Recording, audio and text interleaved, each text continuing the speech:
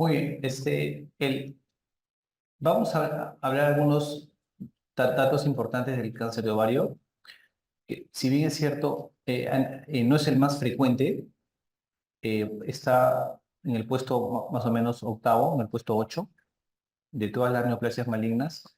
Es conocido como el asesino silencioso, ¿sí? El cáncer de ovario, recuerden, eh, en el cáncer de ovario tenemos que tener en cuenta que tiene como factores predisponentes, uno de los factores predisponentes más importantes es la mutación del gen BRCA1 y del gen BRCA2. Los gen BRCA1 y BRCA2 son genes que los tenemos todos nosotros, ¿no? Son genes supresores tumorales, moduladores. Cuando hay mutación de estos genes, se dispara significativamente predisposición para dos tipos de cáncer. Básicamente en la mujer es cáncer de mama y cáncer de ovario. En el hombre también puede haber cáncer de mama, sí lo hay, ¿no? Sobre todo cuando hay mutación positiva para el BRCA1 y BRCA2. ¿Cuál es la posibilidad de que una mujer con esta mutación BRCA1 y BRCA2 tenga cáncer de mama? Cerca del 80%. Y cáncer de ovario, cerca del 40%. Es bastante alto, ¿no? Vale decir que de 100 mujeres con mutación BRCA1, 80 van a ser cáncer de mama y 40 van a ser cáncer de ovario. Lo bueno es que la mayoría de masas ováricas, la mayoría son benignas. Cuando tengas un tumor en el ovario, casi el 90% van a ser benignas, ¿sí? Transitorias también, por ejemplo, los quistes foliculares, ¿sí? Los quistes tecaloteínicos, ¿recuerdan los quistes tecaloteínicos? ¿En qué patología aparecían los quistes tecaloteínicos? En la enfermedad molar. ¿Recuerdan? Cuando está elevado el beta HCG, aparecían los famosos quistes tecaloteínicos. Y a medida que se corregían estos valores, desaparecían los quistes tecaloteínicos. Los otros, los quistes hemorrágicos, ¿no? Que son patologías frecuentes y benignas. Ninguna de estas conlleva riesgo para cáncer. Sin embargo, hay otras masas que son persistentes. Por ejemplo, el endometrioma. ¿Ustedes recuerdan el endometrioma en qué contexto aparece, de qué enfermedad? La endometriosis. La endometriosis, eh, ¿qué porcentaje de mujeres en edad fértil sufren de endometriosis? Por ejemplo, todos ustedes, todas mujeres jóvenes, de todo este salón, ¿qué porcentaje va a padecer de endometriosis? 10%. El 10% de las mujeres en edad fértil se dice que se va a sufrir de endometriosis.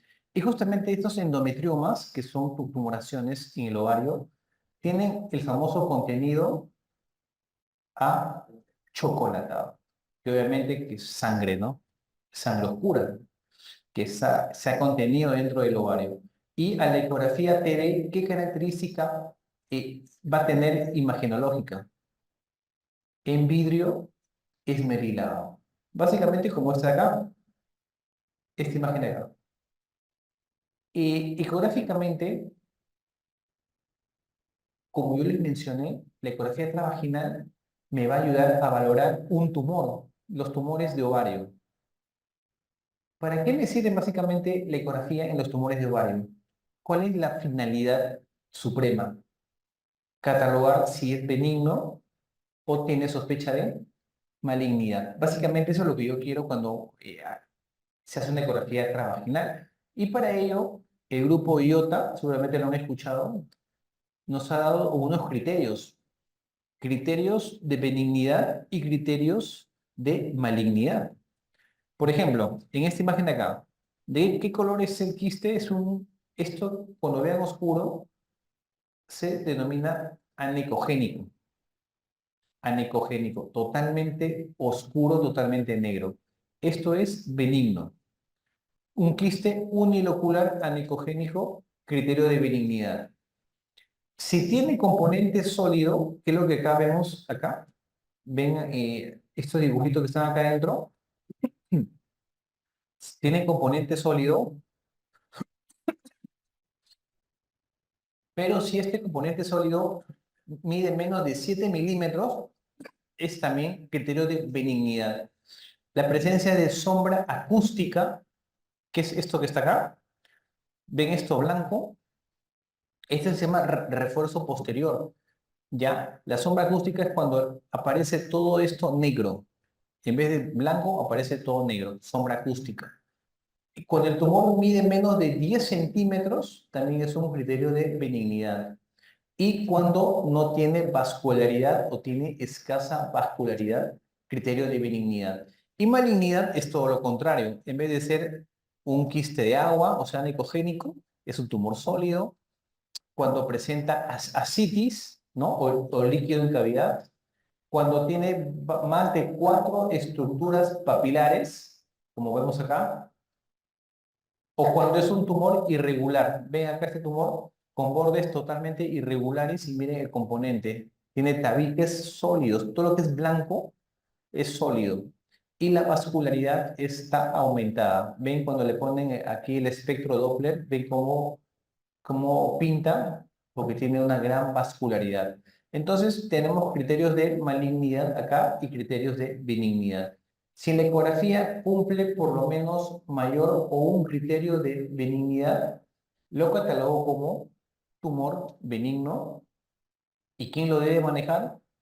El ginecólogo. Pero si el tumor tiene mayor o igual a un criterio de malignidad, o sea, estos de acá, ¿quién lo tiene que manejar? El ginecólogo-oncólogo. Justamente para eso me sirven estos criterios, para saber quién va a manejar este tipo de tumor. Porque recuerden, cuando les preguntan, mujer de 48 años con ecografía transvaginal, tumor, tumor de 12 centímetros, sólido, con abundante flujo Doppler, o sea, bastante vascularidad, y más de 5 papilas. Entonces, con estas características, ¿este tumor tiene para benigno o tiene más para malignidad? Tiene más para malignidad. Entonces, te preguntan, ¿cuál es el tratamiento apropiado en esta paciente?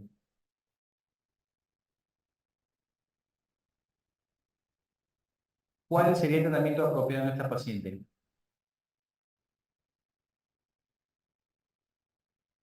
Te pueden poner, ¿no? Uno, histerectomía total.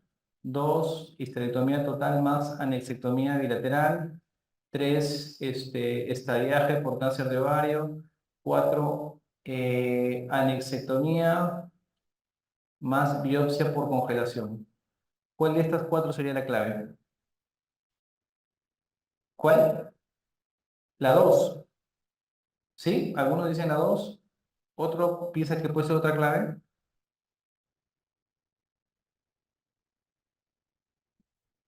La cuatro. ¿Sí? Algunos piensan que puede ser la cuatro. Muy bien. Entonces, hasta acá, con estos datos que me dan en la pregunta, yo solo tengo sospecha, tengo criterios de sospecha de malignidad. Todavía no tengo un diagnóstico confirmatorio. ¿Y cómo yo puedo llegar a un diagnóstico confirmatorio? ¿Quién me tiene que confirmar el cáncer? ¿Y yo con mis ojos lo puedo confirmar? No. ¿Quién lo tiene que confirmar? El patólogo. Y dentro de estas claves, ¿dónde interviene el patólogo? En la biopsia por congelación. La biopsia por congelación pues, también lo van a encontrar en una pregunta que vino como biopsia transoperatoria o biopsia intraoperatoria. Quiere decir que le sacan el tumor, o sea, se entra a operar, se saca el tumor, lo cual se conoce como anexectomía. También le pueden poner tumorectomía, pero el término apropiado es anexectomía. Inmediatamente se manda el tumor para que el patólogo lo estudie. El patólogo del mismo hospital o de clínica donde esté, recibe el tumor y en ese momento le hace el estudio que se llama biopsia por congelación, que dura más o menos de 20 a 30 minutos. Y el patólogo lo revisa y te da el diagnóstico si la lesión es benigna o si es maligna en el intraoperatorio. Entonces ya tú, con la paciente en sala, en un lapso de 20 minutos, sabes si es cáncer o no es cáncer. ¿Y eso para qué es importante saber? Porque si es cáncer, yo le hago estadiaje, si es un estadio temprano, ¿no? Y si es benigno, bastaría con la necrotomía y ya no tendría que hacer más, ¿no? Por eso es importante la biopsia por congelación, ¿ya? En cáncer de tumor de ovario en tratamiento, eso es lo que les van a preguntar. El manejo del tumor de alta sospecha es con biopsia por congelación, ¿ya? No me puedo mandar a hacer una esterectomía, un ensaiaje, si no tengo la confirmación del patólogo. Y la confirmación del patólogo me lo va a hacer con la biopsia por congelación.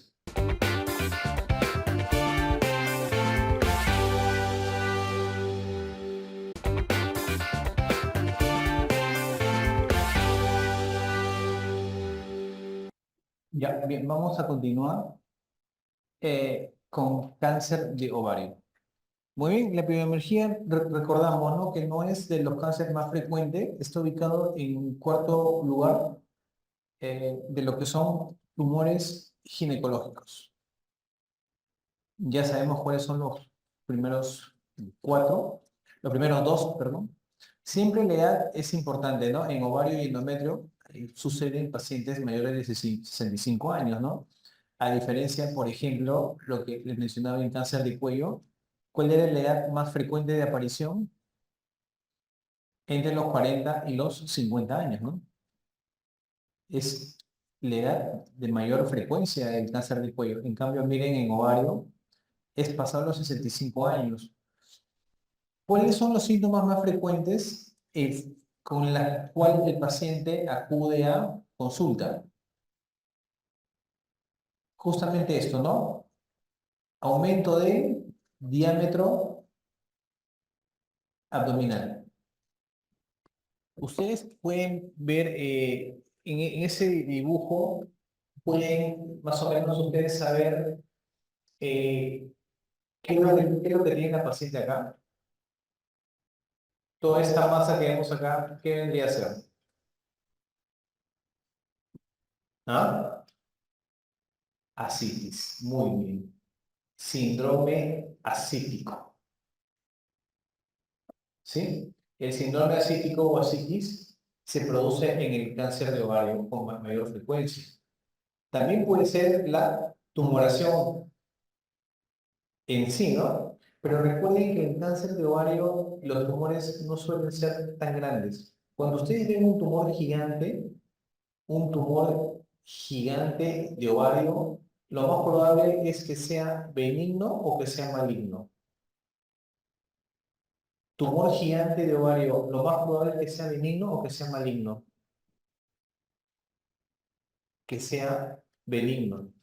Los tumores más grandes suelen ser benignos y sobre todo los tumores mucinosos suelen tener dimensiones grandes. Los cánceres no suelen ser tan grandes, suelen ser más pequeños.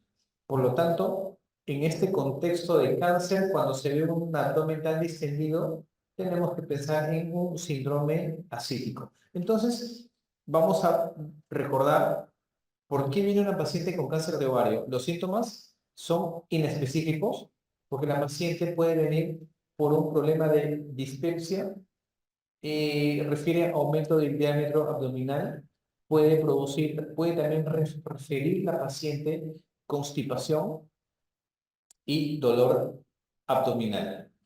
Básicamente, estos cuatro son los síntomas que la paciente refiere con mayor frecuencia.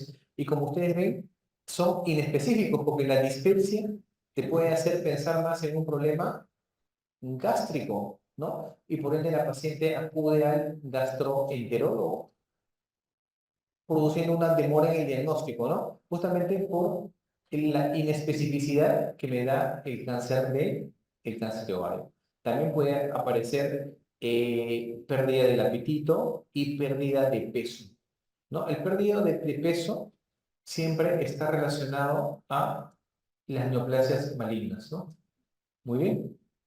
Los factores de riesgo, la ovulación incesante. Este es a lo contrario del cáncer de endometrio. ¿Por qué en el ovario la ovulación es un factor de riesgo? ¿Quién puede responder?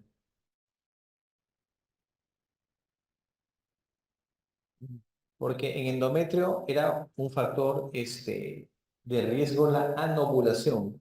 En ovario es lo contrario, ¿no? Es la ovulación. ¿Por qué? Para eso tenemos que recordar algo muy importante, ¿no? Miren, acá vamos a dibujar la trompa de falopio. Esto viene a ser las fimbrias, ¿cierto? Acá vamos a dibujar el ligamento útero-ovárico y aquí el ovario. Todo esto vendría a ser el lado izquierdo. Muy bien.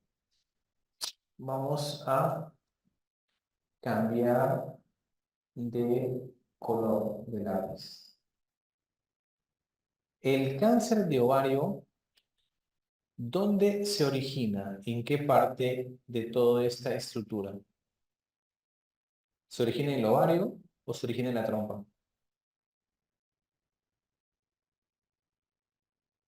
Uno podría pensar que el cáncer de ovario, lógicamente, se origina en el ovario, ¿no? Pero sabemos, hay estudios que han demostrado que el cáncer de ovario no se origina en el ovario, sino se origina en la trompa. Pero no cualquier tipo de cáncer de ovario, específicamente el cáncer de ovario de tipo seroso. Ustedes saben que hay seroso, mucoso, endometrioide, células claras.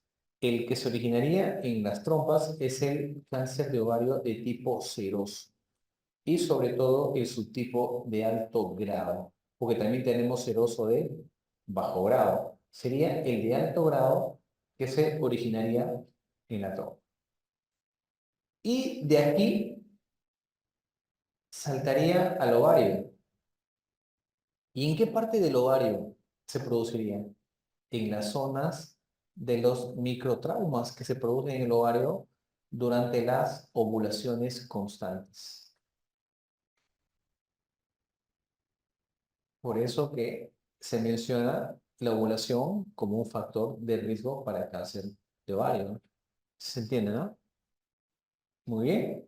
Pero específicamente hablamos del cáncer de ovario seroso de alto grado. ¿Sí? Muy bien. También está el síndrome de Lynch, el BRCA1, BRCA2, la exposición al talco. Eso inclusive ha salido en televisión, ¿no? Inclusive ha habido denuncias millonarias a las empresas, ¿no? Se ha demostrado la relación entre el talco y el cáncer de ovario. Pero también hay factores protectores, la multiparidad. ¿Por qué la multiparidad es un factor protector? Para cáncer de cuello, ¿qué es la multiparidad? ¿Factor protector o factor de riesgo para cáncer de cuello? ¿Ah? ¿De riesgo o protector? De riesgo. Pero en ovario es protector. ¿Por qué? Pues es importante que razonen un poco porque se pueden confundir, porque para algunos cánceres ginecológicos protege y para otros eh, es factor de riesgo. Entonces, en el examen tú puedes tener la duda, ¿no? Por ahí te bloqueas y tienes la duda y para desbloquearte, pues es un pequeño razonamiento, ¿no?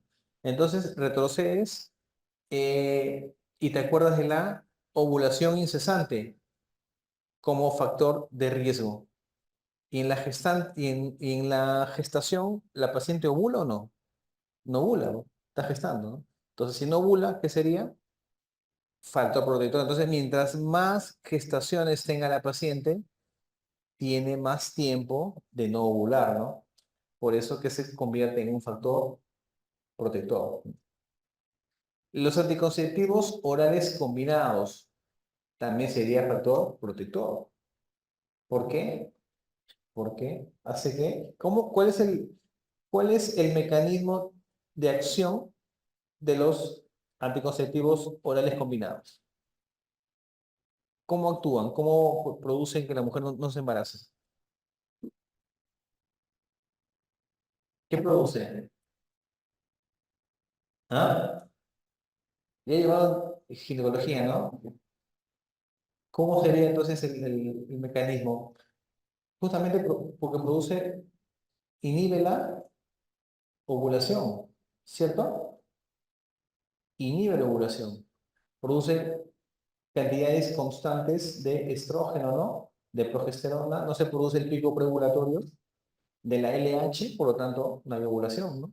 Por eso que los anticonceptivos orales combinados son factores protectores, ¿no? Para el cáncer endometrial.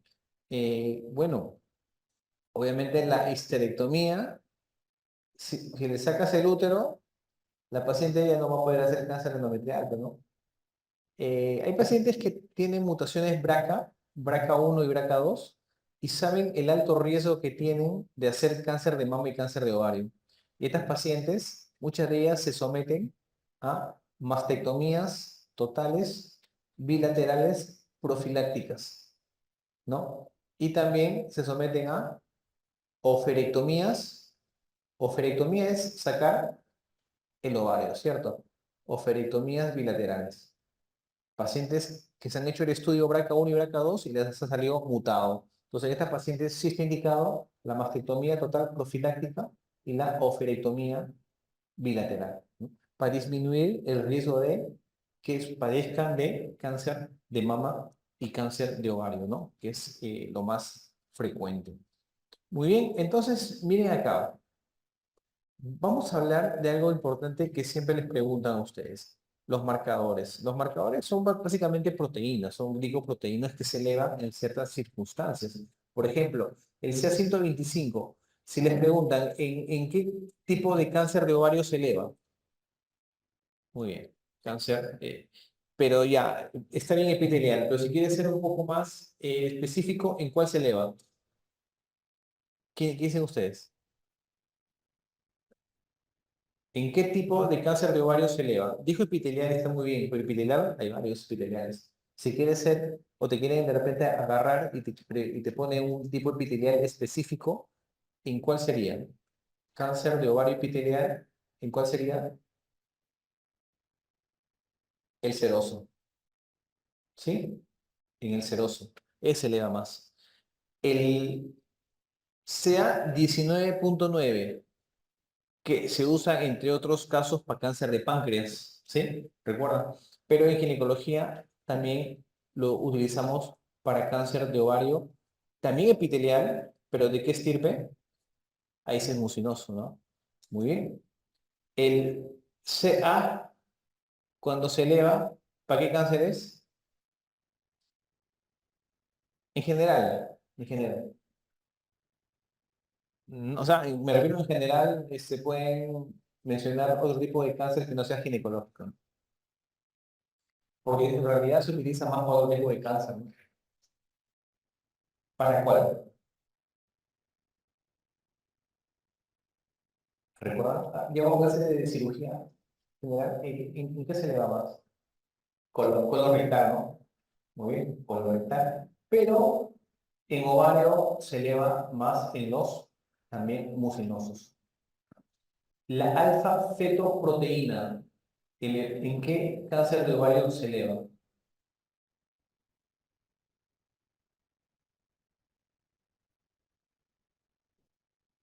¿En qué tipo? Primero, ¿en qué estirpe? ¿Epitelial, germinal, estroma o metastásico?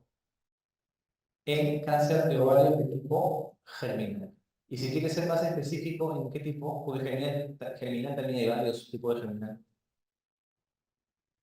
El tumor del seno endodérmico, o también llamado del saco vitelino. La inhibina, la inhibina B. ¿En qué tipo de cáncer se le da? Ya, cáncer de ovario. ¿Pero en qué tipo? Histológico. Tienes epitelial, tienes células terminales, tienes cordones sexuales, estroma y tienes metastásicos. ¿En cuál se le da más?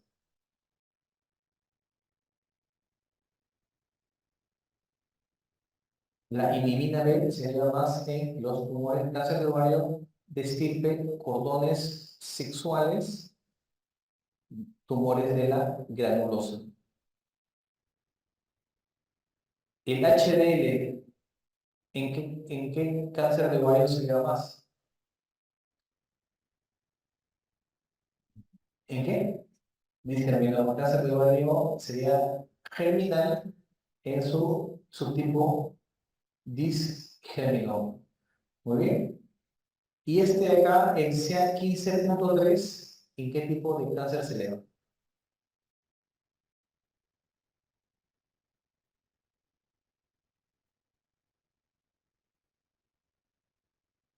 ¿Quién sabe esto? Preguntó una vez en cáncer de mama. Es un marcador de cáncer de mama, ¿ya? No es de ovario, se usa para cáncer de mama. Muy bien, entonces como ustedes pueden ver, obviamente hay muchos más marcadores, pero los marcadores que a ustedes les van a preguntar van a ser básicamente estos. Más de esto no le van a preguntar. Y está bien detallado a qué tipo pertenece. Y, y si les preguntaran, ¿y para qué les sirven los marcadores tumorales? ¿Cuál es su utilidad? ¿Por qué yo pido marcador tumoral? ¿Y me va a dar el diagnóstico? ¿Me va a descartar algo? ¿Cuál es la utilidad de pedir un marcador tumoral? Muy bien, excelente. Uno es seguimiento y otro, ¿qué más? Seguimiento es uno. O sea, seguimiento te refieres a seguimiento post-tratamiento, ¿no? ¿Y qué más?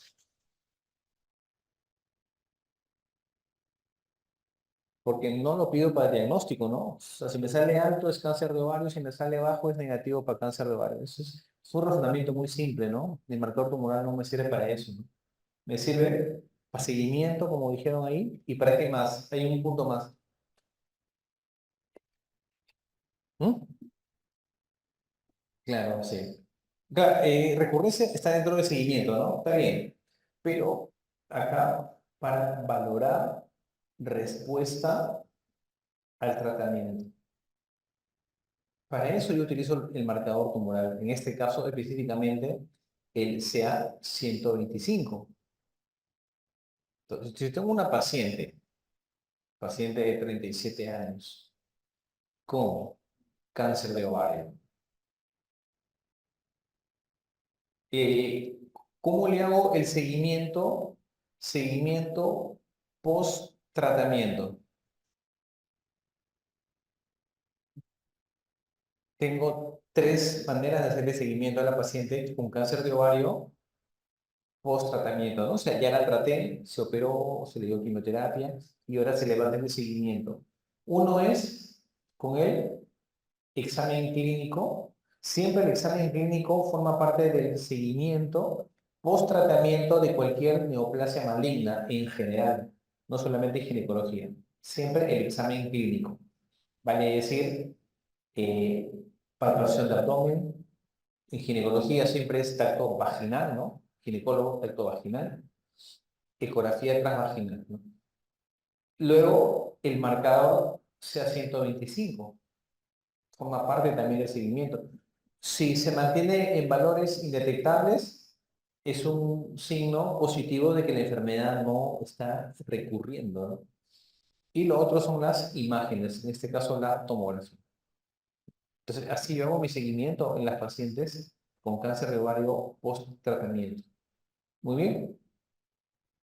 Eh, bueno, esto ya lo hemos mencionado. En cuanto a los valores, el punto de corte del CA 125 mayor de 35 en pacientes postmenopáusicas se considera patológico y mayor o igual a 200 en premenopáusicas. ¿Por qué? Porque en las premenopáusicas hay algunas patologías que pueden hacer elevar el marcador, por ejemplo, la endometriosis, por ejemplo, la ovulación, ¿sí? Las miomatosis pueden hacer que se eleve, ¿no? En cambio, en la posmenopausia ya no hay esa serie de patologías benignas, por lo tanto, el punto de corte es mucho menor.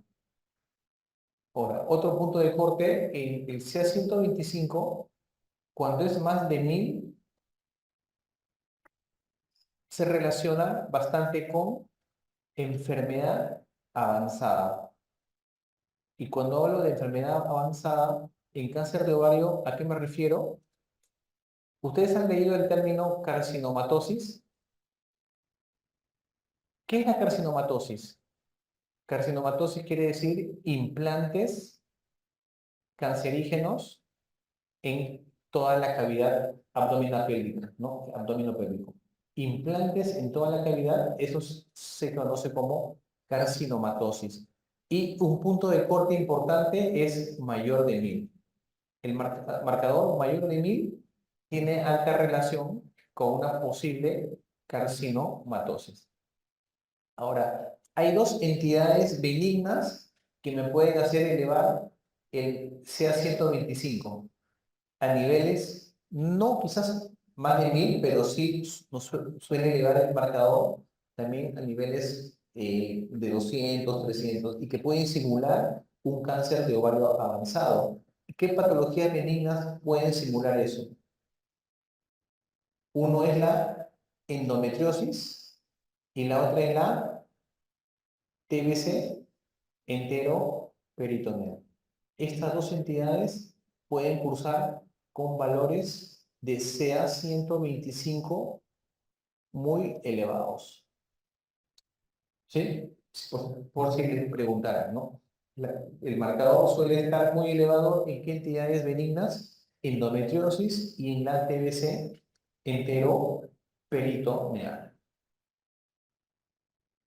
Bien, aquí vemos este dibujito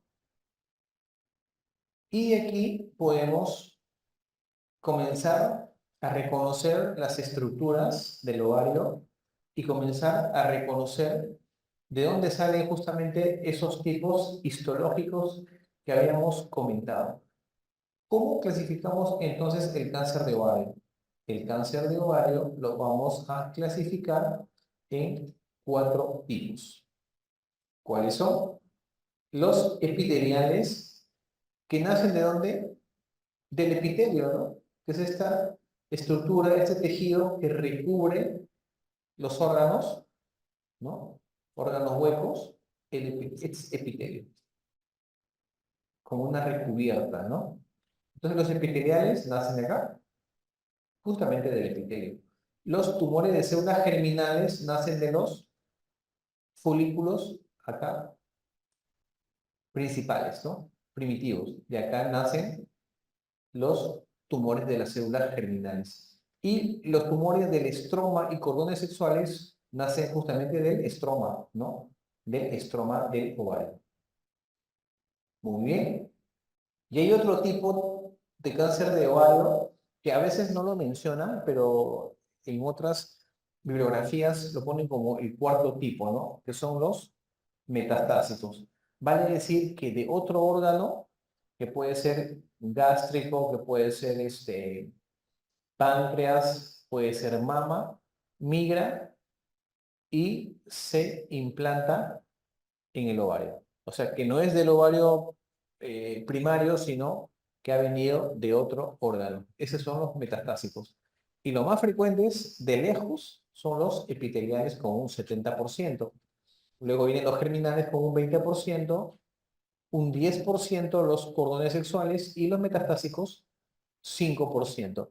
Cosas principales a saber en los tumores epiteliales.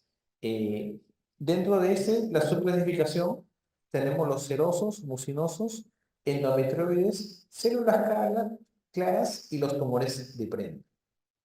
El más frecuente de todos es el seroso, tumor seroso. Los que tienden a ser más gigantes son los mucinosos, los más gigantes. El tumor endometrioide y el tumor de células claras suelen tener o suelen tener una asociación con una entidad benigna, que es la endometriosis. ¿Y qué es el tumor de Brenner?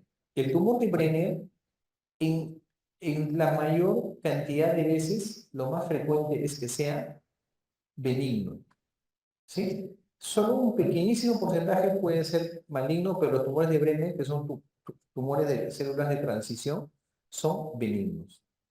Muy bien, y aquí el marcador que rescatamos es el CA 125. Ahora, los tumores de células germinales, que es más frecuente en pacientes de qué edad? Menores de 30 años, mujeres jóvenes. Recuerden que dentro de las células germinales tenemos el disgerminoma y tenemos el teratoma maduro. El teratoma maduro es benigno y es el tumor más frecuente en mujeres de menos de 30 años. El tumor más frecuente es el teratoma maduro en mujeres jóvenes. Y el disgerminoma, que es maligno, es la neoplasia maligna más frecuente en mujeres de menos de 30 años. Y si les preguntara en la gestación, ¿cuál es el cáncer de ovario más frecuente? El tipo histológico más frecuente, ¿cuál sería en la gestación?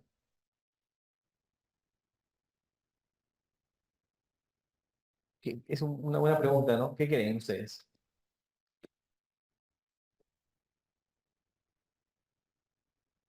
A ver, hagamos una pregunta más general. ¿Cuál es el cáncer ginecológico más frecuente asociado a la gestación? O sea, ya no estamos solamente hablando de ovario, estamos hablando en general de los cánceres ginecológicos. La gestación, ¿cuál es el cáncer más frecuente asociado a la gestación? ¿Ah? ¿Molar? No. ¿Cuál es el cuello uterino? Cáncer del cuello uterino. Pero ahora, si te preguntan específicamente del ovario, ¿cuál sería el tipo más frecuente de cáncer de ovario asociado a la gestación? Tipo histológico.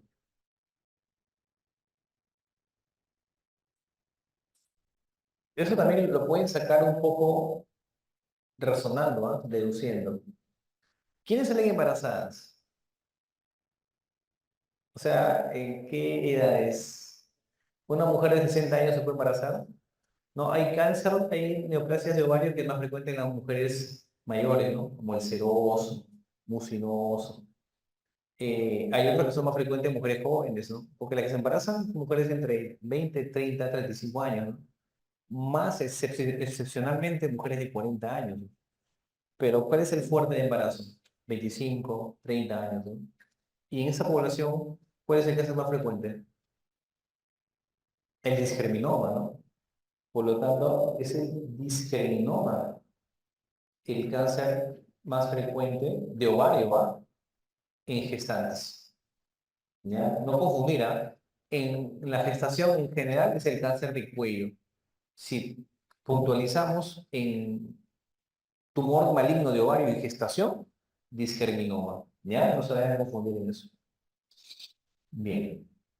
Entonces, acá los marcadores tumorales, recuerden, alfa-fetoproteína para tumor del seno endodérmico, acá, tumor del seno endodérmico, alfa-fetoproteína para teratoma no tiene marcador, disgerminoma, HDL, ¿sí? Coriocarcinoma, ¿qué marcador es? ¿Recuerda? Beta, H, C, G. Muy bien. Supongo que ustedes ya han visto coriocarcinoma en su clase de obstetricia, ¿no? ¿Sí? Para, chévere. Ya, entonces, Y acá tenemos el otro tipo, que es el estroma de los cordones sexuales. Aquí, estos tumores engloba, obviamente, este también se da en mujeres jóvenes, ¿ah? También de menos de 30 años, pero este de acá es más frecuente. Bien, acá. Acá tenemos entidades benignas, como el fibroma, por ejemplo, y entidades malignas, como los tumores de la granulosa, tumor de las células de Leydig, por ejemplo. ¿Ya? Eh, los tumores de las células de la granulosa, recuerden, producen estrógeno, ¿sí? Por lo tanto, puede engrosar el endometrio. Otra característica de este tumor tiene su marcador, es la inhibina, ¿sí? Tipo B. Muy bien. El tumor de las células de Sertoli y Leydig producen los famosos cristales de Reinke, ¿no? ¿Han escuchado? Que se producen en las células de Leydig, ¿no? Este, Otro dato importante acá es recordar el famoso síndrome de Meigs. ¿Quién recuerda en qué consiste esta triada?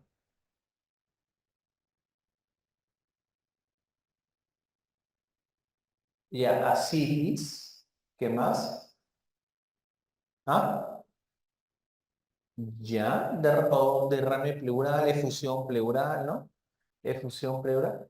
Con más frecuencia del lado derecho, ¿no? No hay una razón específica, pero es más frecuente del lado derecho. ¿Y qué más?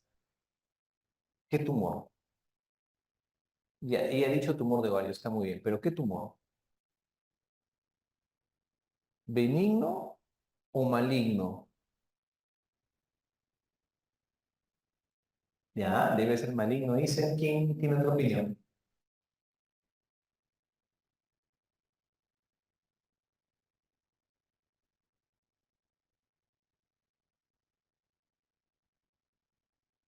¿Alguien dice lo contrario? ¿Están de acuerdo que el MAIX se asocia a tumor maligno? ¿Perdón? Fibroma. Muy bien. ¿Y fibroma qué es? Es benigno. Entonces, el tumor de MAIX se asocia a el fibroma de ovario. Y esto de acá, muchos no lo saben, muchos piensan que es maligno. Y no, no los culpo en realidad, porque muchos de estos MAICs, ustedes saben que al hospital, cuando viene la paciente con ascitis, hinchada, ascitis tendida, ¿a dónde entra primero? No, a gineco, no, a medicina, ¿no? ¿Por qué? Porque ustedes saben que la ascitis se produce con más frecuencia en qué patologías. Cirrosis hepática, insuficiencias cardíacas, problemas así. Desnutrición, hipoproteinemia, ¿no? Entonces, los pacientes primero llegan a medicina. Ya, ustedes saben que bueno, los médicos internistas siempre piden muchos exámenes. Entonces, cuando ellos ya los ingresan y les piden tomografía, ecografía abdominal, por ahí ven un tumor de ovario, ¿no? Tumor de ovario y les ponen dentro de las características imagenológicas, le ponen como posible cáncer de ovario, ¿no? Un cistoadenocarcinoma. Cuando ustedes escuchan el término carcinoma, es maligno. Si dice cistoadenoma, es benigno. Entonces, ellos ponen, los internistas cuando ya les piden las imágenes y mandan la interconsulta para que ya vaya el ginecólogo o el especialista, ellos ponen esa interconsulta, paciente con síndrome de Meigs, por cistoadenocarcinoma mucinoso o seroso, o por cáncer de ovario. Pero ponen así, ¿ah? Mira, y eso quiere decir que muchos piensan que el MEIS se debe a un tumor cancerígeno, ¿no? Y no, el MEIS es por un fibroma, que es un tumor benigno. Los fibromas son tumores sólidos que se inician en el estroma, acá, en el estroma del ovario, que es el tejido no funcional. Por eso que son tumores totalmente sólidos. Entonces, nunca olvidar que el síndrome de MEIS se asocia a un tumorcito de ovario, pero que es benigno. No lo confundan. Quizás porque aparece con su ascitis, su derrame pleural, uno pensaría que es maligno, ¿no? Pero no, es un tumor benigno, fibroma de ovario. Muy bien.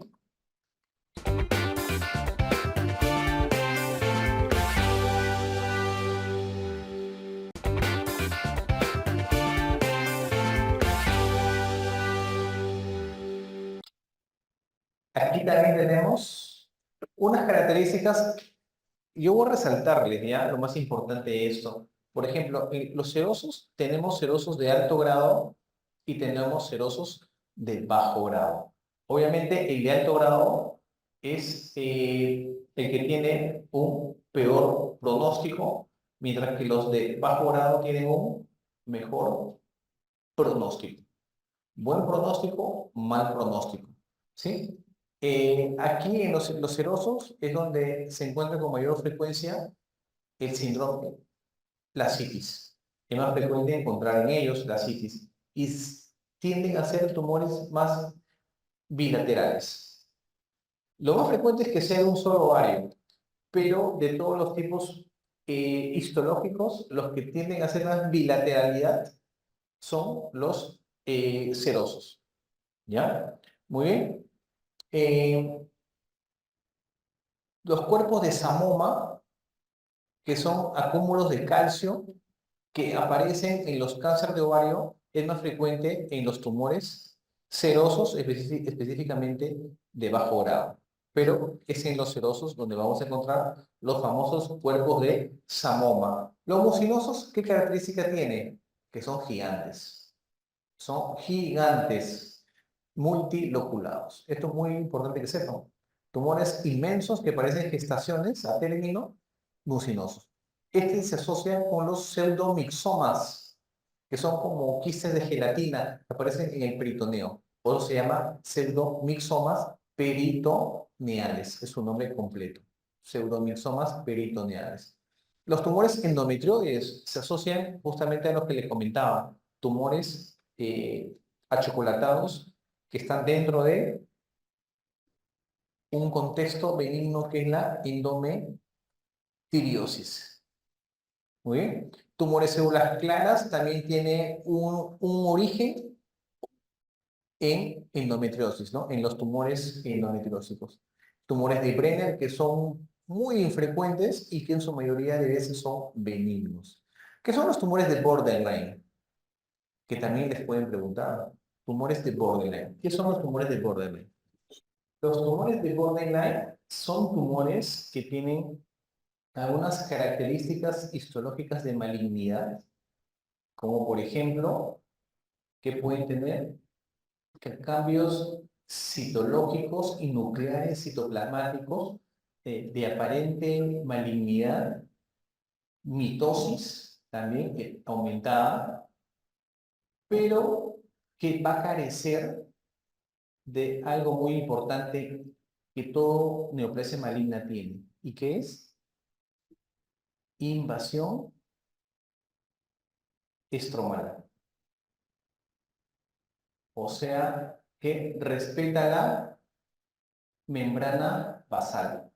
Ustedes saben que el cáncer, para que se vuelva invasivo, para que tenga capacidad de metástasis, tiene que atravesar la membrana basal.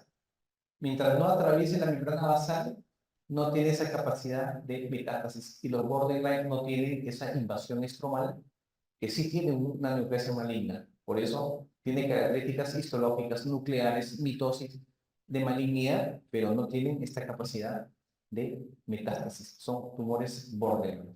¿Sí? Muy bien. Y el tratamiento del tumor de borderline, el tratamiento es quirúrgico. En pacientes con deseos de fertilidad puede ser solamente la anexectomía.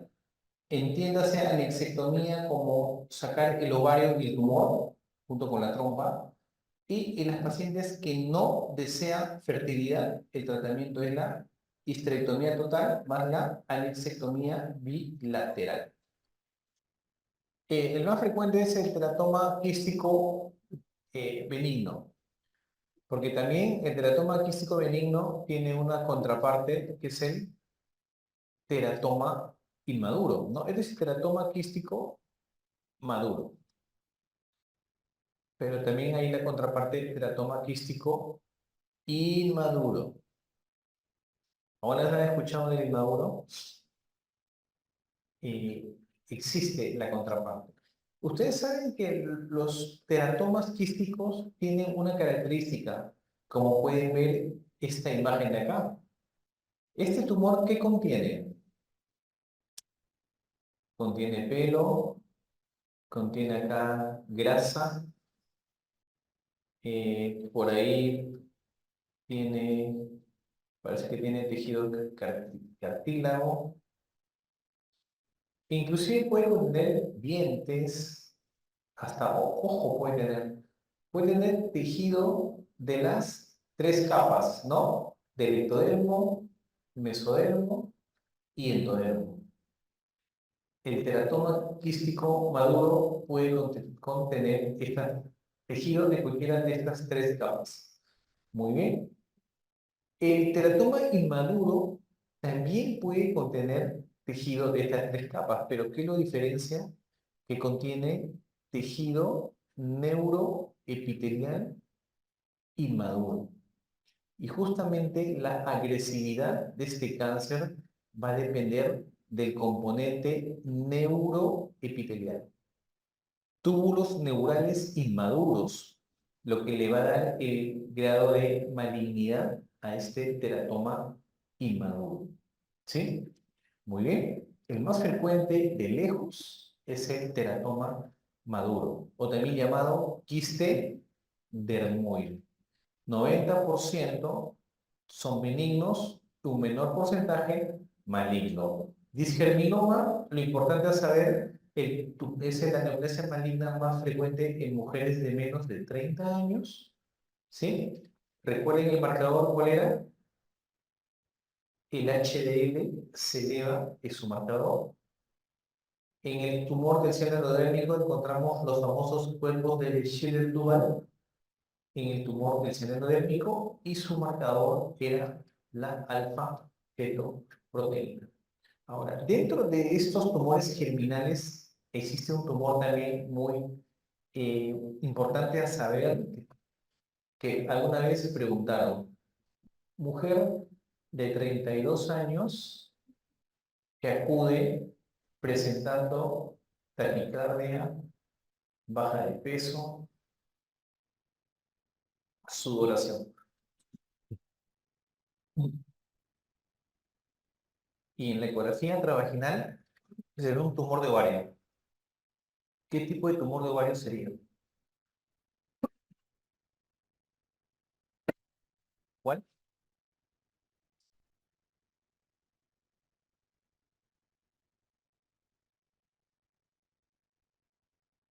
O sea, guíense también de los síntomas, ¿no? La taquicardia, lo del peso, del sudor, dentro de un contexto de un tumor anexial.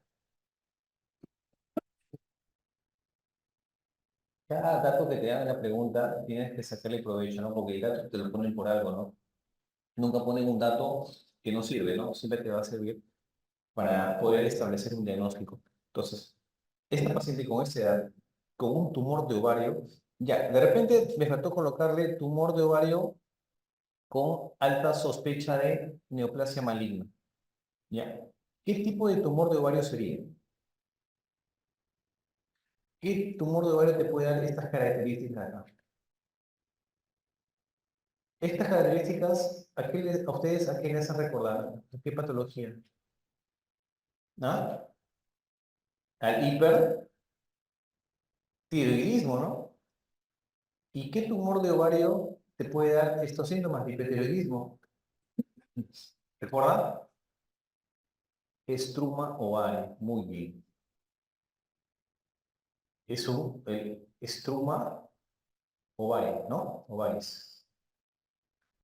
Este es un tumor monodérmico, ¿no? O sea, tiene contenido de una sola capa. Este, eh, en este caso, contiene tejido de glándula tiroidea, ¿no? Y por eso que este estruma ovaris me va a dar estas características de hipertiroidismo, ¿no? Taquicardia, baja de peso y sudor. Entonces, esta era la clave, ¿no? Estruma ovaris, que pertenece a tumores de células germinales. Muy bien. Acá, los tumores de los cordones sexuales y estroma, también llamados funcionales porque producen hormonas. En el caso de los tumores de la granulosa, elevan el estrógeno, como les mencioné. Si aquí le dijera, mujer de 38 años acude con tumor de ovario más sangrado uterino anormal. ¿Cuál sería la presunción diagnóstica más probable? Tumor de las células de la granulosa, ¿no? ¿Por qué? Porque este produce estrógenos que pueden hacer engrosar el endometrio, ¿no? Producen engrosamiento endometrial. Y este engrosamiento endometrial puede justificar el sangrado uterino anormal. Muy bien, ya hablamos del síndrome de Meigs. Bueno, hay tumores que no son muy frecuentes. Dentro del cuadro clínico, recuerden que la mayoría son asintomáticos cuando están en estadios tempranos. La mayoría de síntomas me van a aparecer en estadios ya tardíos. En estadios tempranos suele ser asintomático. En estadios tardíos me va a dar la famosa distensión abdominal, dolor y sangrado en el caso de células de la granulosa. Entonces, recuerden que distensión abdominal va a aparecer en todos los tumores de ovario, ya sea de estirpe epitelial, ya sea de estirpe germinal o de los cordones sexuales. Siempre la distensión abdominal va a ser uno de los síntomas más frecuentes. Muy bien. El hecho de que haya ascitis, de que el tumor sea bilateral y el crecimiento rápido son características de malignidad. Ahora, hablemos de la bilateralidad. Bilateralidad. Esto quiere decir que hay tumores en ambos ovarios. Entonces vamos a hacer un dibujito acá del útero. Aquí tenemos un uterito, tenemos aquí la trompita, ligamento uterovárico derecho, trompita izquierda, ligamento uterovárico del lado izquierdo y del lado derecho. Entonces, cuando hablamos de bilateralidad, queremos decir cuando aparece un tumor acá en el anexo izquierdo y otro tumor en el lado derecho, sincrónicos al mismo tiempo. Cuando aparecen tumores bilaterales, ¿en qué tengo que sospechar? ¿En qué entidad tengo que sospechar cuando tengo tumores bilaterales? Sobre todo si esto le agrego que son tumores sólidos. Tumores sólidos bilaterales. ¿En qué tendré que sospechar? En que sean metastásicos.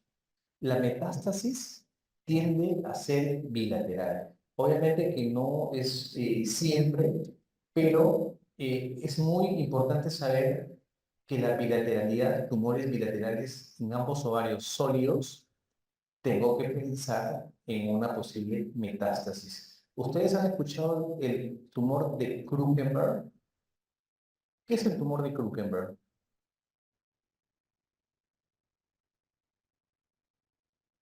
A cáncer de hígado. Ya, acá me dicen que es un cáncer de ovario este, secundario a un carcinoma hepatocelular, ¿sí? Claro, metástasis del hígado al ovario, ¿sí? Cáncer de ovario secundario a un cáncer hepático. ¿Alguien tiene otro concepto?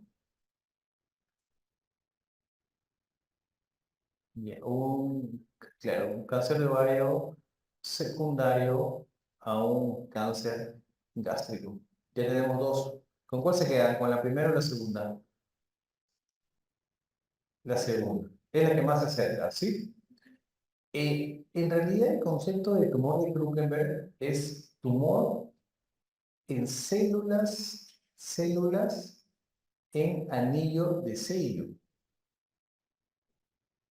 ¿sí?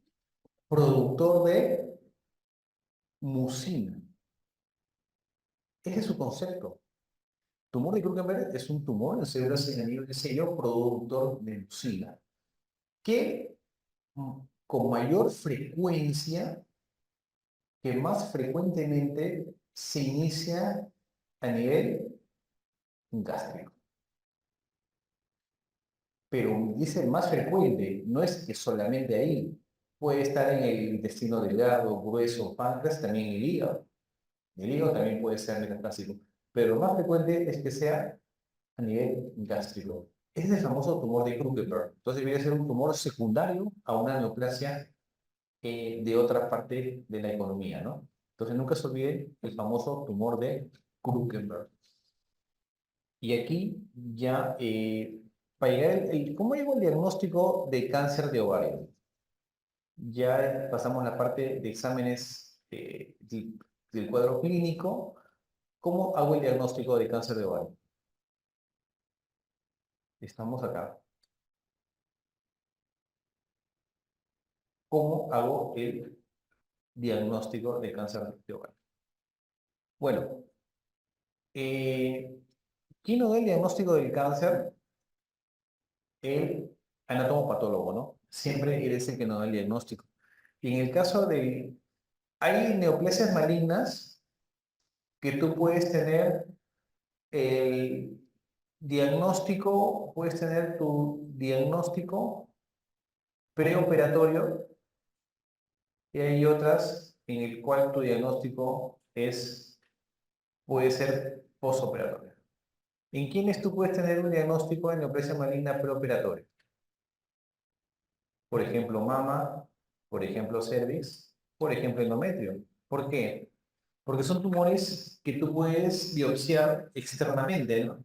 El cuello uterino, el tumor lo puedes biopsiar colocando espéculo. Mama también es un tumor de la mama que lo puedes biopsiar. Endometrio igualito, mediante histeroscopía. Pero ¿qué pasa con el ovario? ¿Hay manera de que tú puedas biopsiarlo antes de operar? No, porque está dentro de la cavidad. No lo puedes biopsiar. Entonces, aquí, ¿qué es lo que hacemos? Recuerden, la biopsia por congelación. Con esto, yo obtengo mi diagnóstico. Biopsia por congelación en el cáncer de ovario. Diagnóstico intraoperatorio. ¿Ya? Nunca se olviden. En cáncer, el patólogo siempre me va a dar el diagnóstico. Lo demás es impresión, es suposición diagnóstica, más no confirmatorio. ¿Para qué me sirve la tomografía en cáncer de ovario? Para valorar metástasis, para valorar compromiso ganglionar, si hay ganglios positivos. Para todo ello me sirve la tomografía, ¿sí? Pero si yo quiero ver el ovario, quiero ver el tumor o sus características descriptivas del ovario, si es un tumor benigno o un tumor maligno, ¿qué le pido? La ecografía, ¿no? Entonces, la ecografía transvaginal, no se olviden que es el examen ideal para ver los ovarios. La tomografía, como les digo, es para ver órganos a distancia y ver compromiso ganglionar. Al final, como les mencionaba, el diagnóstico definitivo lo hago con la laparotomía exploratoria y la biopsia. Aunque, como les mencioné, actualmente cambiamos la laparotomía por la laparoscopia. Entonces vamos a agregar esto, laparoscopía diagnóstica, más biopsia por congelación. La biopsia por congelación es un procedimiento, eh, como les mencionaba, se saca el tumor en el intraoperatorio, ya sea por la laparoscopía o por la laparotomía, y ese tumor se envía donde el patólogo. Y el patólogo le hace cortes al tumor y lo mete a una máquina que se llama criostato. en el que luego lo somete a bajas temperaturas, menos de 40 grados, y lo saca más o menos en 10-15 minutos y lo ve al microscopio y ve si las células de ese tumor son malignas o benignas. Inmediatamente llama a sala de operaciones y le comunica al cirujano si el tumor es benigno o maligno. Entonces, en el lapso de media hora, entre que el cirujano saque el tumor y que el patólogo contesta si es cáncer o no, pasa 30 minutos. Entonces, ¿por qué es importante esto? Porque evita una segunda intervención a la paciente, sino que se le puede operar en el mismo acto operatorio, se puede hacer la cirugía oncológica y no como se hacía antes, que se sacaba el tumor. Luego se esperaba 10, 15 días que el patólogo lo revise y recién, era cáncer. Hay que volver a operar a la paciente para hacer estadiaje o hacerle citorreducción. Con la biocircunvalación se evita todo ese proceso de dos cirugías y solamente se le somete a una sola cirugía, ¿no? Muy bien. Estos son los estadios del cáncer de ovario. Esto sí, nunca he visto que pregunte, pero es importante que sepan de esto acá, que en el estadio 1 y en el estadio 2, el tratamiento para los estadios 1 y estadio 2, el tratamiento es estadiaje por cáncer de ovario. ¿Y en qué consiste el estadiaje? ¿Cuáles son los pasos? La histerectomía total, la anexectomía bilateral, la omentectomía inframesocólica, omentectomía es sacar epíplomo. ¿Qué más? Recuerda, biopsias múltiples, biopsias múltiples peritoneales. ¿Qué más? La lavado de cavidad para estudio, ¿no? Para estudio citológico. ¿Y qué más? La linfadenectomía. La linfadenectomía es resección de ganglios. Linfadenectomía pélvica y la linfadenectomía paraórtica. Todos estos son los pasos del estadiaje por cáncer de ovario que lo revisamos en estadio 1 y en el estadio 2. ¿Sí? Son los pasos que se siguen en la cirugía de estadiaje. Ahora, en los estadios 3 en adelante, ¿qué cirugía hacemos? Citorreducción. Muy bien. Citorreducción, que recuerda, es el máximo esfuerzo quirúrgico, ¿no? Para resecar la enfermedad macroscópica. Por ejemplo, en el estadio 3A, es un tumor que está en la pelvis, los ganglios linfáticos son negativos, pero tiene metástasis en el peritoneo. Microscópicos por fuera de la pelvis. Entonces, la idea de esto es sacar este peritoneo con estos implantes microscópicos, ¿no? Esto de acá se conoce como citorreducción, porque es una enfermedad que salió de la cavidad pélvica y está en el peritoneo y se tiene que hacer ya una cirugía de citorreducción y ya no un estadiaje, ¿no? Entonces, estadios 1, estadio 2, estadiaje, y estadio 3 en adelante le hacemos citorreducción. Estadio 4B, como todo estadio terminal, el tratamiento es básicamente paliativo, ¿no? Son estadios ya terminales con metástasis y que ya no queda mayor opción quirúrgica en beneficio del paciente. Muy bien, aquí está un poco lo que les mencionaba, ¿no? En cáncer de ovario, siempre se dé la oportunidad de la paciente, su primera opción de tratamiento siempre va a ser la opción quirúrgica. Y dentro de la opción quirúrgica, como les mencionaba, para estadios 1, estadios 2, el estadiaje por cáncer de ovario, más al estadio 3, la citorreducción. Ahora, si este estadio 3 es inoperable porque está muy diseminado, ¿qué le queda a la paciente? La quimioterapia, ¿sí? Quimioterapia, y después de darle a la paciente 3 ciclos de quimioterapia, se puede intentar una citorreducción de intervalo. Y después de la citorreducción de intervalo, se completan los 3 ciclos de quimioterapia, ¿no? En total se le da 6 ciclos de quimioterapia en cáncer de ovario. Pero es básicamente el esquema así resumido, ¿ya? Nuevamente, la primera opción, siempre intentar operar. Si es estadio 1 y 2, mi estadiaje. Si es estadio más de 3, citorreducción. Si es estadio más de 3, pero no lo puedo operar porque está demasiado diseminado, le doy quimioterapia, 3 ciclos de quimio. Luego la opero, le hago citorreducción y luego completo los otros 3 ciclos de quimio. Ese es el fin del tratamiento. ¿Sí? Y luego la paciente ya entra a seguimiento, control. ¿Sí? Básicamente así está resumido el manejo del cáncer de ovario. ¿Ya? Pero acá un dato más que les voy a mencionar es el tema acá. Entonces, dijimos si el cáncer está muy avanzado, o sea, es inoperable, le doy quimioterapia, ¿cómo sé yo que ya lo puedo operar? Porque acá he puesto que le hago la citorreducción de intervalo, pero ¿cómo sé que ahora es operable? Y antes no lo era. ¿Qué le pido?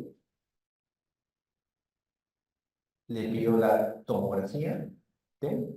Y el marcador sea 125. Si la tomografía se ve que la enfermedad ha disminuido, igual mi CA 125 también ha disminuido, puedo tener mayor seguridad de que la paciente es operable. Por ejemplo, si en la tomografía previa decía que en el hígado tenía implante, o sea, hígado positivo, y luego en la tomografía de control dice que el implante en el hígado ya no se ve hígado negativo, por ejemplo, es un punto a favor de que puede operarse, o sea, de que la enfermedad está reduciendo con la quimioterapia. Si, por ejemplo, el marcador sea 125 era más de 1000 antes de la quimio, y después de la quimio el marcador está en 80, quiere decir que también ha disminuido y hay alta probabilidad que ahora la paciente sea citorreducible. Y para ello siempre entro primero con una laparoscopía diagnóstica para ver cómo está dentro y si veo que la enfermedad ha reducido, ya a la paciente la someto a la citorreducción de intervalo. ¿No? Es así, básicamente, el tratamiento.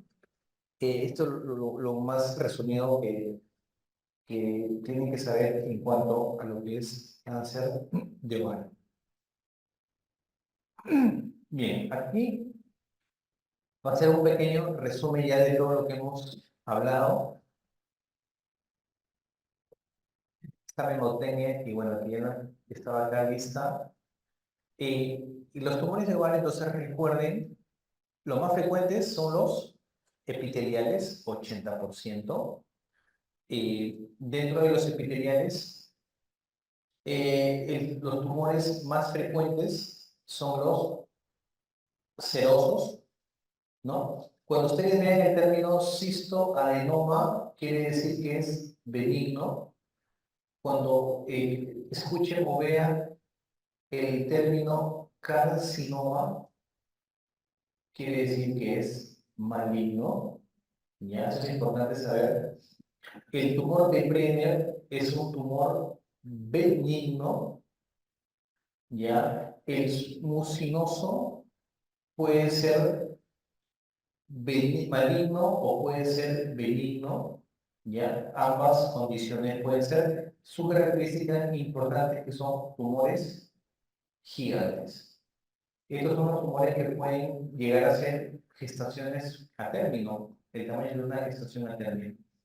Y los tumores células claras tiene mal pronóstico, ¿ya? Es maligno y tiene muy mal pronóstico.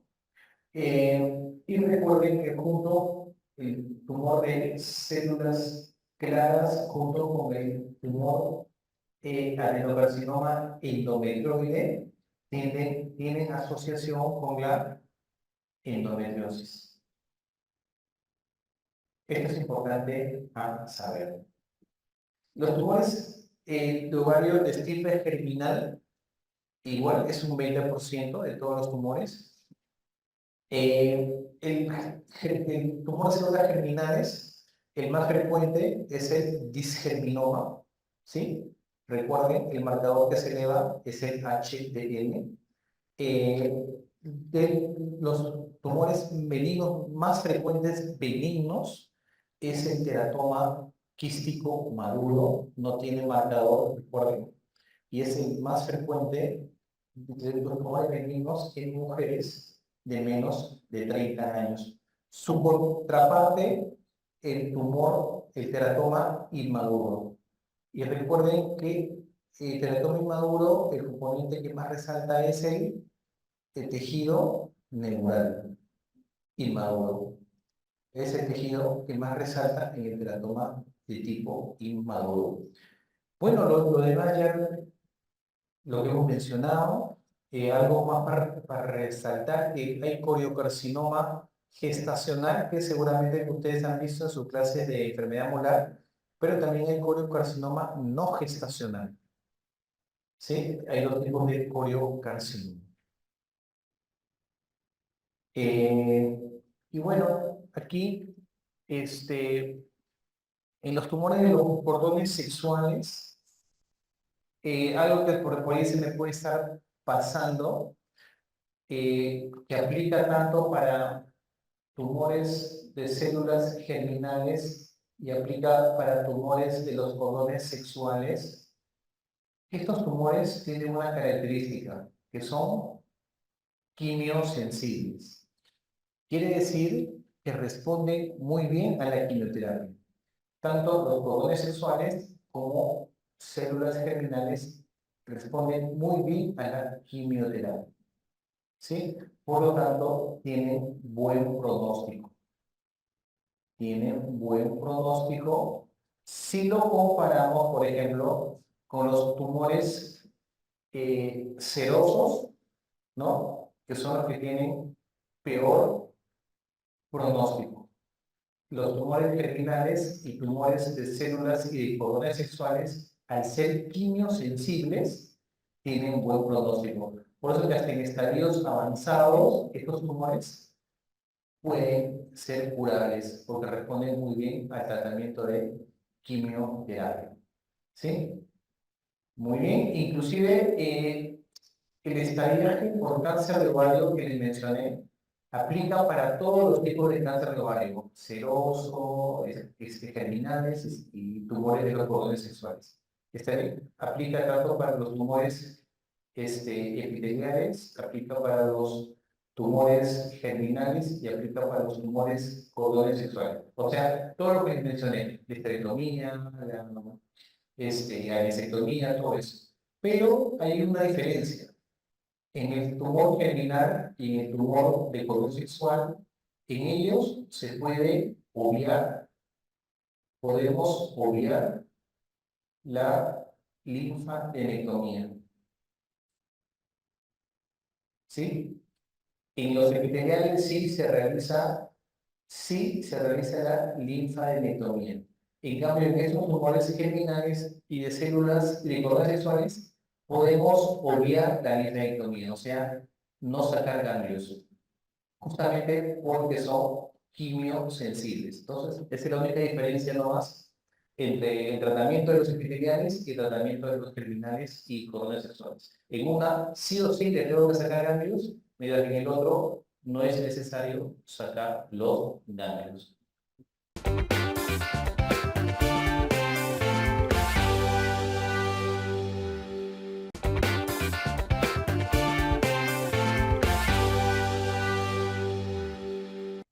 Ya, a ver, gestante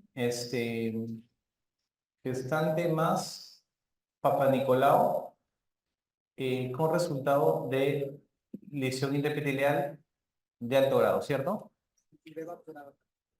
Y ya, de alto grado y de bajo grado. Muy bien. ¿Alguien quisiera de repente responder eso o lo desarrollamos? Gestante, recuerden que todas las gestantes se tienen que realizar el Papá Nicolau en el primer trimestre, ¿no? En la primera consulta del control prenatal se realiza el Papá Nicolau. Bien, en este caso el resultado salió lesión intraepitelial. ¿Cuál es el siguiente paso? Las guías que nos dicen, las guías del MINSA y las guías internacionales que nos dicen. Control cada 8 semanas y se posterga el tratamiento definitivo 8 semanas postparto. Ese tratamiento. No le hago cono, no le hago crioterapia, no le hago tratamiento de ningún tipo. Le hago control cada 8 semanas, colposcopía, y el tratamiento lo difiero 8 semanas postparto. Esto aplica tanto para lesión de alto grado como lesión de bajo grado. ¿Sí? ¿Está claro? Otra pregunta. A ver, creo que están preguntando por acá, por el chat.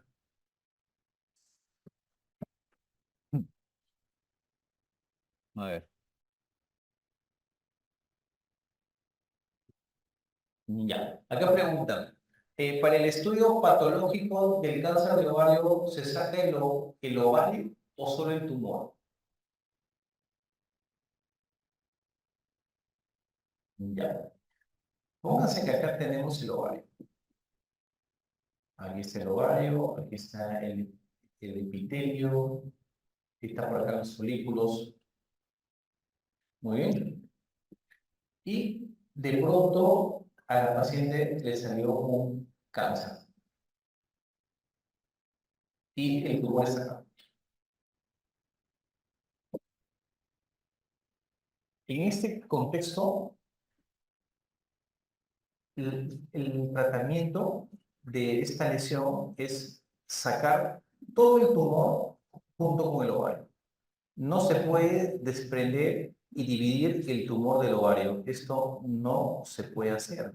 Porque al cortar esto, estás abriendo el tumor y si abres el tumor, estás produciendo diseminación. Estás diseminando el tumor. Por lo tanto, acá la respuesta es tratamiento anexectomía, como lo había mencionado, ¿no? Anexectomía consiste en sacar tanto el ovario, obviamente ovario con tumor, porque el tumor es dependiente del ovario, y también está sacando la trompa de falopio de ese lado. Entonces sacas todo el ovario, no solamente el tumor. Ahora, otra pregunta. Respecto al doctor de endometrio, ¿cuál es el valor normal en mujer en edad fértil posmenopáusica? ¿Cuál es el valor? En premenopáusica, 15 milímetros. En mujer posmenopáusica es 4 milímetros, ¿no? Sin embargo, se dice que en la mujer posmenopáusica, si no sangra, se podría llegar hasta 8 milímetros sin sangrar, ¿no? Pero más de 4 con sangrado ya amerita la biopsia del endometrio. A ver, aquí se acaba un poquito ahora esta pregunta. Sí.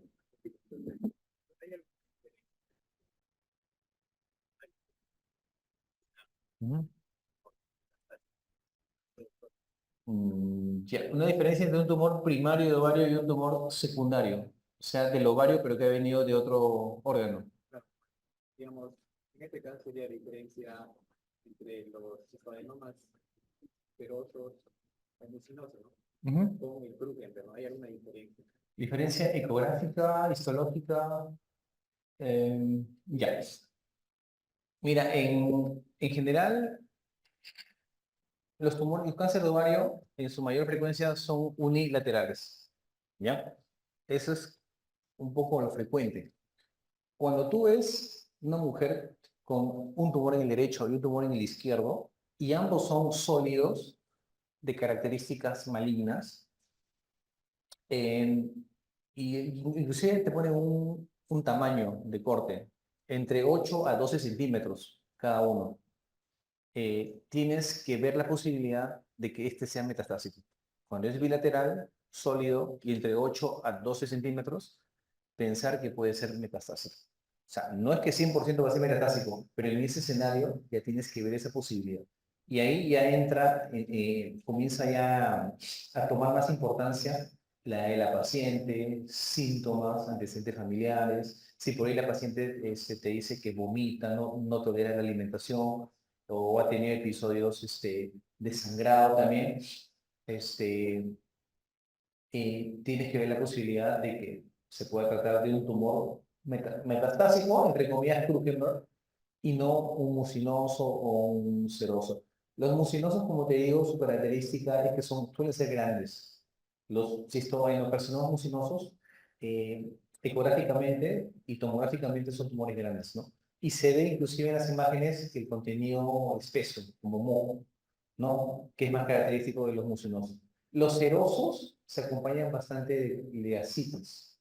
Los serosos de alto grado, sobre todo, tienden a ser, como son más agresivos, tienden a encontrarse en estadios avanzados.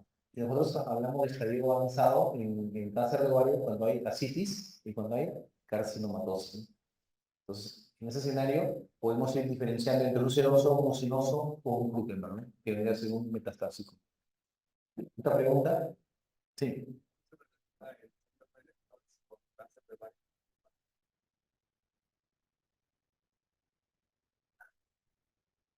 El gonadoblastoma. El gonadoblastoma, el cáncer, ¿perdón? ¿Perdón, qué cáncer? No, es algo así, un nombre de Morris, ¿no? O sea, a veces se asocia más con un tumor mixto que es tanto de células germinales como de cordones sexuales y estroma, ¿no? Tumor mixto, que es el gonadoblastoma. Tiene esa relación, ¿a eso te refieres? Es el tumor más frecuente en el Morris, ¿no? Este, Ahora, el manejo, en realidad, como les decía, de esos tumores, tanto los cordones sexuales y del estroma y de células germinales, en muchos casos, y me olvidé justo de decirles, cuando la mujer tiene deseo de fertilidad, póngase una mujer como usted, 20, 28 años, 25 años, con este tipo de tumores, estos tumores son tan respondedores a la quimioterapia que inclusive un tratamiento podría ser solamente la anexectomía. A pesar de que es un cáncer, podría sacar solo el anexo y le conservas el útero y el otro ovario. Pero eso solamente puedes hacerlo en los tumores células germinales y en los tumores de los cordones sexuales. Los tumores quimiosensibles. En los tumores serosos de alto grado y epiteliales en su gran mayoría, sí tienes que hacerle necesariamente la histerectomía, la anesectomía contralateral, ¿no? Y todo el estallaje que les mencioné. Pero los células germinales y los cordones sexuales sí puedes hacer cirugía, lo que se conoce preservadora de la fertilidad, ¿no? Justamente por el tema de que son tumores quimiosensibles. A ver, acá ustedes me preguntan un ratito. No es que muy largo la... Ya. Justo la pregunta parecido. Si una paciente con cáncer de ovario tiene deseo genésico, solo se saca el tumor, pregunta. Si una paciente tiene deseos de tener hijos, solo sacamos el tumor, ¿cuál sería la respuesta? Con lo que le mencioné. Depende del tipo histológico. Depende del tipo histológico. Si es un tumor seroso de alto grado, no aplica la cirugía preservadora de fertilidad, no aplica. Si es un disgerminoma o un tumor de los cordones sexuales, sí aplica la cirugía de conservación.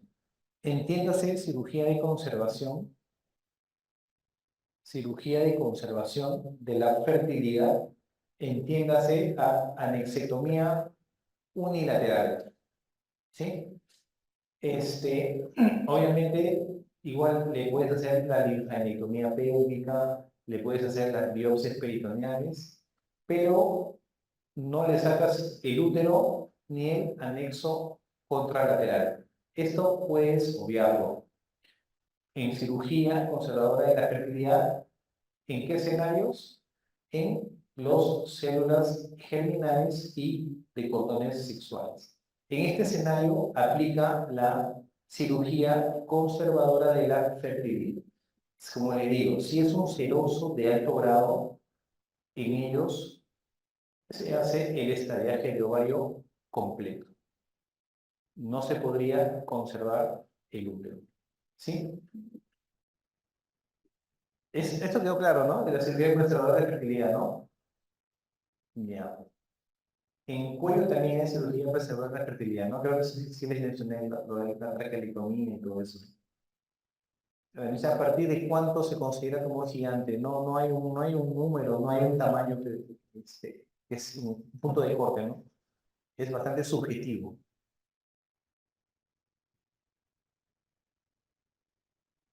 A ver.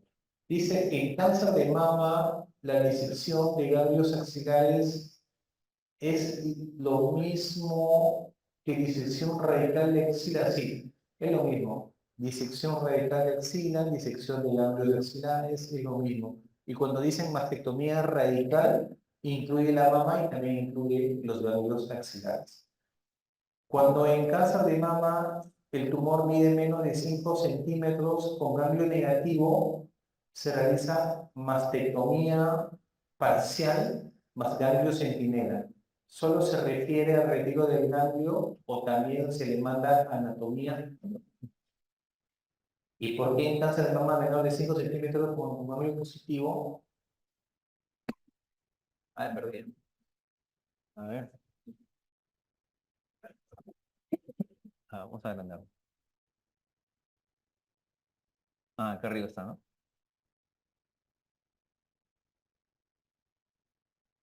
A ver. Cáncer de mama de menos de 5 centímetros, bueno, entiendo el tumor, ¿no? Con ganglio negativo, mastectomía parcial, con margen de seguridad. Bueno, ya cuando se hace mastectomía parcial es igual que cirugía de conservación de mama, ¿no? Más ganglio centinela solo se refiere al retiro de dicho ganglio, o también se le manda anatomía patológica. Ya, eso es una pregunta, ¿no? Ya, vamos a responder primero esta pregunta. Este, Creo que lo que él ha querido mencionar es esto de acá. No puedo escribir acá, ¿no? Ya, lo que pasa es que, como le mencioné en la clase anterior, en cáncer de mama, o bien le sacas toda la mama o le sacas solo el tumor con márgenes de seguridad, ¿no? Tienes dos caminos quirúrgicos, no hay otra alternativa. Si el tumor es pequeño, en realidad lo que te dice la guía es, te habla de una relación tamaño de la mama, tamaño del tumor. Te dice, si la mama es grande, así el tumor mida más de 5 centímetros, tú le puedes sacar solamente el tumor y puedes remodelar y que la mama te quede estéticamente aceptable. El término que utilizan es estéticamente aceptable. O sea, no toman un número rígido, un punto de corte, simplemente dicen relación tamaño de la mama, tamaño del tumor. Ponte, si es una mama pequeñísima y es un tumor de 4 centímetros, y la mama es tan pequeña que no te va a quedar tejido para que remodeles y te va a quedar estéticamente inaceptable, se llama mastectomía. Este número que yo les pongo es lo que figura en los libros, ¿no? Y es lo que veo que lo toman en cuenta en los exámenes, que es 5 centímetros. Si el tumor mide menos de 5 centímetros, en teoría se puede conservar la mama. Si el tumor mide más de 5 centímetros, en realidad lo mejor es sacar la mama, ¿no? Eso es lo que ustedes creo que tendrían que quedarse con ese concepto. Pero igual les quería mencionar, por si acaso por ahí en el examen quieran jugar un poco con los términos. Entonces, si yo le saco solamente el ganglio centinela, se entendió lo que es el ganglio centinela, ¿no? Es el primer ganglio que recibe el drenaje linfático aferente de la zona tumoral. Entonces, ¿para qué me sirve sacar el ganglio centinela?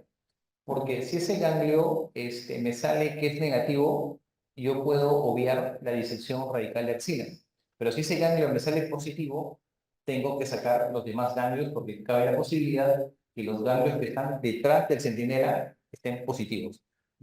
Entonces, lo que él quiere preguntar, me parece, es si se manda a congelación.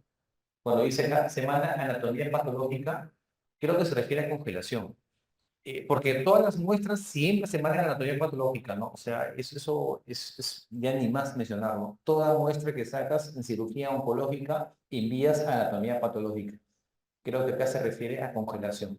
Claro, es parecido a lo del tumor de ovario, ¿no? Le sacas el centinela, lo mandas a congelación, el patólogo lo mismo, agarra el ganglio, lo revisa y en 20 minutos te dice, ganglio positivo, procedo a la disección radical de axila. Me dice, ganglio centinela negativo, queda ahí, no le saco ni un ganglio más. Eso se refiere.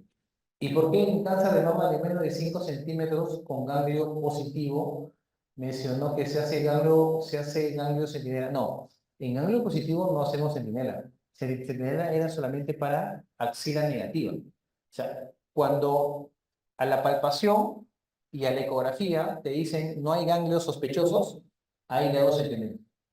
Si tú palpas un ganglio y la ecografía te dice ganglio sospechoso, no hago centinela, ¿no? Le hago la disección de axila. Idealmente le hago un VAD de ese ganglio que la ecografía ve sospechoso, le hago una biopsia. Si me sale la biopsia negativa, va centinela. Si me sale el VAD positivo, va a disección radical de axila, vaciamiento axilar, como quieran llamar los diferentes términos, ¿no? Que se utilizan. Bien, acá otra pregunta. En caso de NIC 1, NIC 2 y NIC 3, ¿cada cuánto tiempo de control? ¿Recuerdan? Obviamente, a ver, vamos a hacer un pequeño recordatorio, ¿ya? Mm, Vamos a borrar un poco esto acá y vamos rapidito nomás. Ya, lo que nos dice el MINSA, ¿ya? Nuestra guía peruana. Bien, me dice Papa Nicolau. Resultado de Papa Nicolau, me sale LIE de bajo grado. El siguiente paso, ¿qué es? Según MINSA, según el MINSA, control al año, ¿cierto? Muy bien. Pero que tú te guías, ves las guías internacionales, lesión de bajo grado, también te sugieren colposcopía. Pero el MINSA te dice control al año, ¿sí? Por 3 años consecutivos.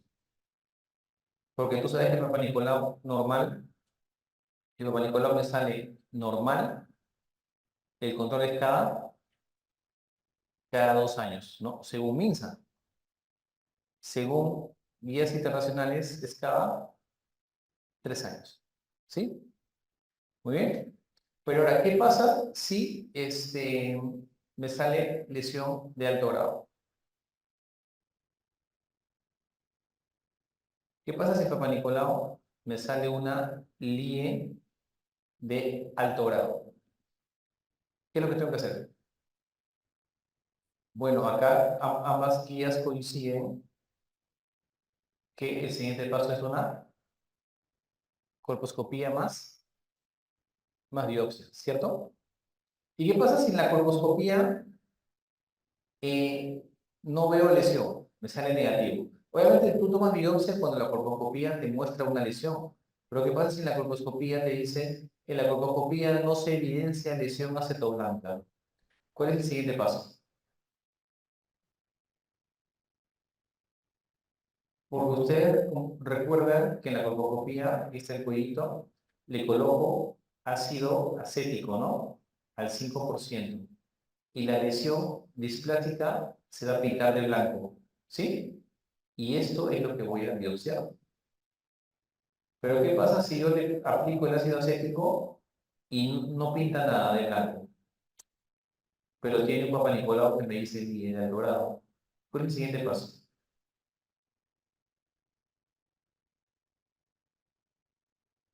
Curetaje endoscópica.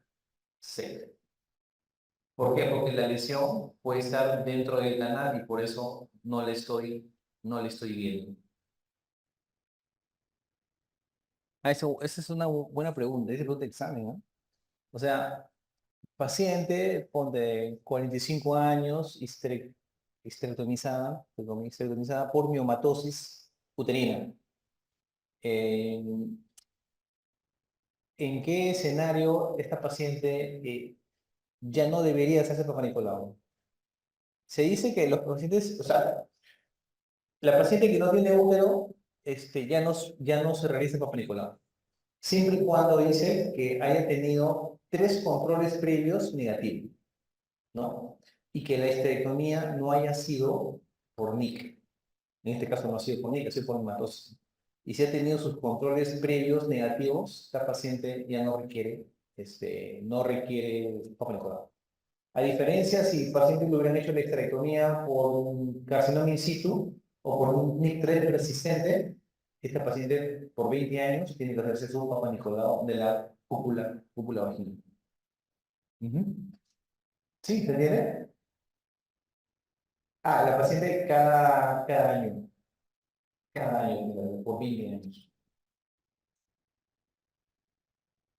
De la cúpula sí. Porque ha habido casos de pacientes que han sido esterectomizadas por NIC3 y que luego a los años posteriores recurrió como un cáncer en la cúpula vaginal, como un cáncer de cuello uterino. Entonces se hace el control cada año de la cúpula vaginal, se hace el estudio citológico de estas pacientes, ¿no? Como te digo, siempre y cuando haya sido de esterectomía por un problema de lesión intraepitelial cervical. Pero si ha sido por endometriosis, miomatosis, por una histerectomía obstétrica, por ejemplo, hay pacientes que están embarazadas y le hacen cesárea y hacen histerectomía, ¿no? Por uterina, útero de Cuvier, X motivos, pacientes no. Solamente cuando se hace histerectomía por una lesión intraepitelial de altura o carcinoma in situ de cuello uterino, ¿no? Ujú. ¿Otra pregunta, chicos, tienen? A ver, ¿qué más? ¿Dónde estamos? Ya acá. El test de TDAH recomendado en mayores de 30 años se refiere polvo más prueba molecular identificada. Bueno, hay un examen que se llama COTESTI. El COTESTI es Papa Nicolau y prueba molecular de TDAH en mujeres mayores de 30 años. Desde TDAH negativo, el próximo control es a los 5 años. Pacientes jóvenes o pacientes que por algún tipo de cáncer de ovario se le relación a anestectomía. Se le indica tratamiento de reemplazo hormonal. Si se le realizó anestectomía por cáncer de ovario, no se hace tratamiento de reemplazo hormonal, porque las hormonas pueden favorecer la recurrencia del cáncer de ovario. En cáncer en general, no se trata siempre de evitar la terapia de reemplazo hormonal. Bueno,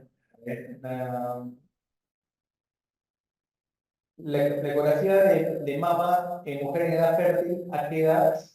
Ya. En pacientes más de 40 años, el screening es como mamografía. Menos de 40 años, la ecografía. Y es anual. ¿Ya? Y si tiene antecedentes de cáncer de mama, ya sea, creo que se refiere, es una paciente, tiene su mamá con cáncer de mama, la hija a qué edad debe comenzar el screening. La hija debe comenzar el screening 10 años antes de la edad en la cual se diagnosticó el cáncer de la mamá. Por ejemplo, si tu mamá diagnosticó cáncer a los 40 años, tú deberías iniciar el screening a los 30 años, 10 años antes. Una colposcopía donde no se evidencia lesiones citoblancas se hace curetaje endocervical, ¿no? Lo había mencionado. El test de Covas solo se indica en un PAP con resultado ASCUS o existen otras indicaciones. El test de Covas es el test de PBH. Se realiza en todas las pacientes más de 30 años. En todas las pacientes más de 30 años, no solamente en ASCUS. Pero también se realiza cuando una paciente viene con Papa Nicolau, como resultado de ASCUS. El siguiente paso es test de PBH. Dice, buenas tardes, tumoración anexial de 6 centímetros de diámetro, de superficie irregular, no móvil, no dolorosa, ¿qué marcador tumoral pedir y por qué? Pregunta de nada. Ya, voy a dejar hacer la última pregunta, ya vamos a desarrollar el. Y bueno, no nos pone la edad, solo dice tumor anexial izquierdo. En realidad izquierdo, derecho, el cáncer de ovarios, la frecuencia es igual en ambas, ¿no? 6 centímetros, no es tan grande. Superficie irregular. Este es el primer dato que me daría una característica de benigno o de maligno. Maligno, ¿no? O sea, borde irregular es un criterio M, ¿no? De maligno. No móvil. Todo tumor no móvil tira para benigno o maligno. Maligno, ¿no? Los tumores benignos suelen ser móviles porque no se adhieren a los tejidos adyacentes. No doloroso, bueno. ¿Qué marcador tumoral pedir? Dice. ¿Y por qué? Creo que faltó datos, ¿no? Creo que acá faltó ponerle edad, ¿no? Porque ponte, si fuese una mujer de 20 años o de 30 años, ¿qué le pido? Alfa feto, HD, ¿no? Una mujer de 60 años, ¿qué le pido? O sea, 125. Porque con estas características solas que ella me pone, puede ser cualquier tipo de tumor. Puede ser seroso, puede ser discriminoma, puede ser tumor de seno endodérmico, de la granulosa, eh, inclusive puede ser un fibroma. No tengo más datos. Solo con lo que me está poniendo, no podría concluir en un tipo específico de estepe epitelial y por ende no podría decir qué marcador pedir. Le deben faltar datos a esta pregunta, ¿no? Que está obviando. Porque con solo esto, por último, sería CA125 por la frecuencia, ¿no? Porque el caso más frecuente es el seroso y por ende le pediría el CA125, pero con lo que me da no aterrizo en un tipo histológico, ¿no? Debe faltar un dato. De repente la edad, le debe faltar, de repente la edad, ¿no? Bien, chicos, espero que hayan aprovechado y bueno, para cualquier pregunta pueden buscarme. ¿Sí? Gracias.